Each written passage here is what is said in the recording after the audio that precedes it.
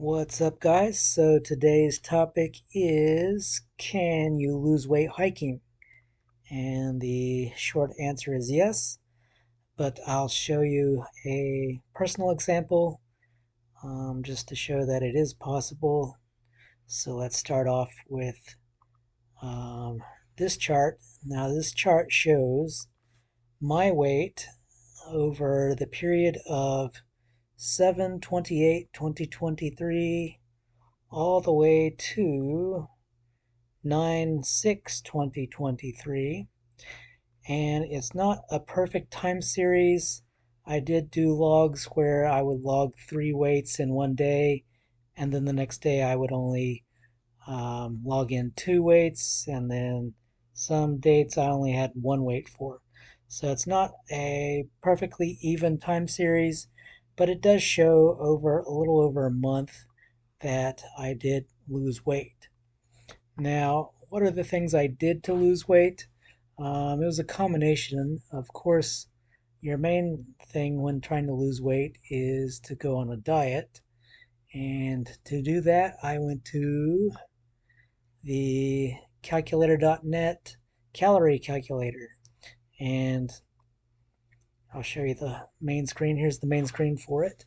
All you do is plug in your age, gender, height, weight, and how much you exercise per week, and then just hit calculate, and then it'll tell you how much or how many calories to eat just to maintain your weight, to do mild weight loss, and extreme weight loss. And it even tells you down here, don't try to eat the same amount of calories every day.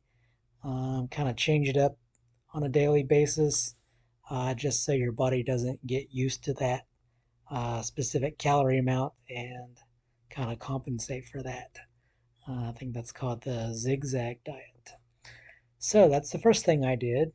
Secondly, I did start doing more cardio. So in the middle of the week, I would get on the treadmill or get on the elliptical or get on the cycle machine.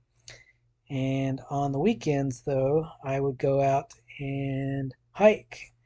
And that's today's topic, of course. So the main thing to see on this chart, or the most interesting thing to see on this chart, is see these little dips where my weight went kind of down, uh, down a lot on the chart. So these are actually points where I was actually hiking, or it could be like the morning after I hiked.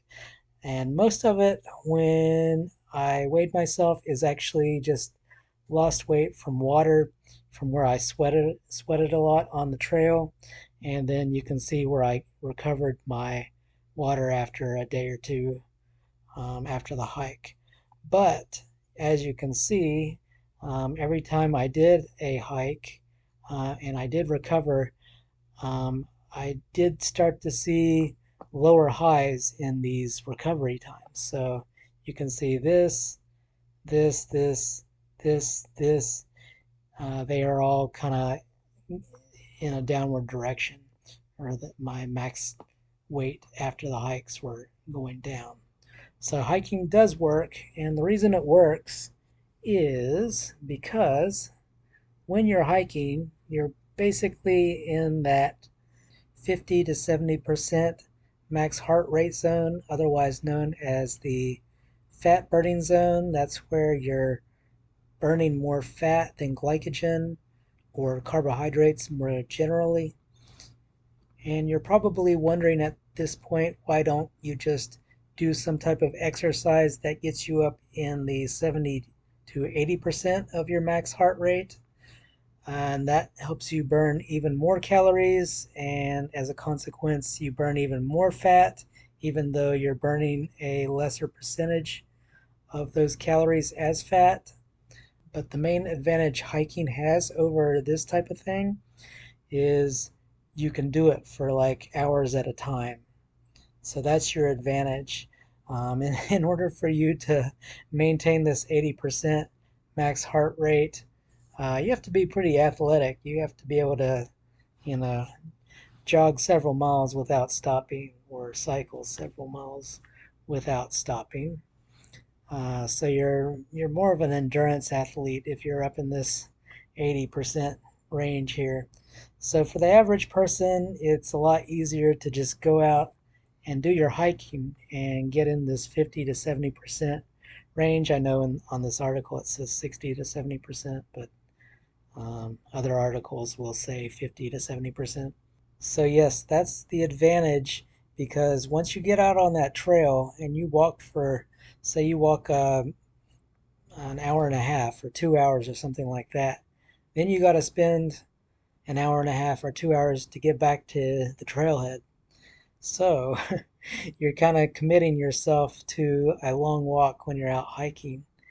And of course, you can vary your hike based on your own endurance abilities. So you may want to start out on a more flat hike if you're just starting out, or if you're pretty experienced hiking, of course, you can tackle the bigger hikes or the hikes that are steeper and longer.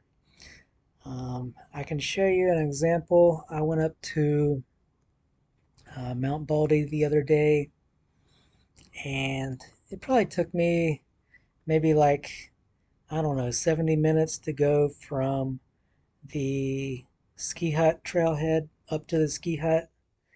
And most of that was like moderate hiking, and there was a little bit of more moderate to steep hiking involved there. And so I kind of logged it in on my calculator. This is a calculator I designed for hiking. And what you do on this hiking calculator is you choose if you're a man, or you can scroll down and choose if you're a woman. Each person has their own calculator. And what you do is enter your age, height, weight, and that gives you a basal energy expenditure based on those metrics. And then what you can do is come down to the type of hiking you did. And this is all just based on how many minutes you did this, not how far you went or anything like that. So it keeps it pretty simple. So for Mount Baldy, I probably spent 40 minutes doing moderate hiking, less than 2.5 miles an hour. And I probably did like 30 minutes of more steep hiking towards the end of the hike as you're getting towards the ski hut. And then, of course, to get back down to my car, I did a 30 minutes of downhill hiking on a moderate slope. And of course, since I did the uphill hiking, I had to go back down and do the downhill hiking. So another 30 minutes there. Of course, it takes a little less time to go down the mountain than it does going up. Not always the case, but just for this particular hike, that's what I'm estimating.